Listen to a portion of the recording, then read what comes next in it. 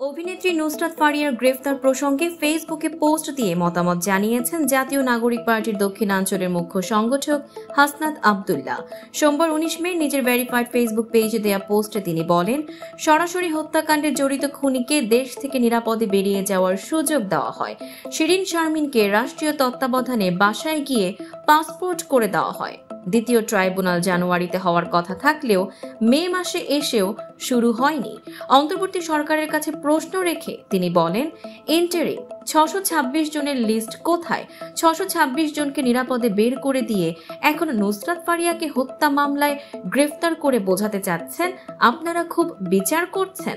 এগুলো বিচার নয়, এগুলো হাসিনা স্টাইলে মনোযোগ ডাইভার্সন। ২০২৪ সালের বৈষম্য বিরোধী আন্দোলন চলাকালীন রাজধানীর ভাটারা থানাধীন এলাকায় হওয়া এক হত্যা চেষ্টা মামলায় আসামি করা হয় অভিনেত্রী ফারিয়াকে। সেই মামলায় গ্রেফতার দেখানো হয় তাকে। নুসরাত ফারিয়া ছাড়াও শোবিজের আরো ১৬ জন তারকাকে এই মামলায় আসামি করা হয়েছে। এদিকে নুসরাত ফারিয়ার গ্রেফতারের ঘটনাকে বিব্রতকর বলে মন্তব্য করেছেন অন্তর্বর্তী সরকারের সংস্কৃতি বিষয়ক মন্ত্রণালয়ের উপদেষ্টা মোস্তফা সরোয়ার ফারুকী।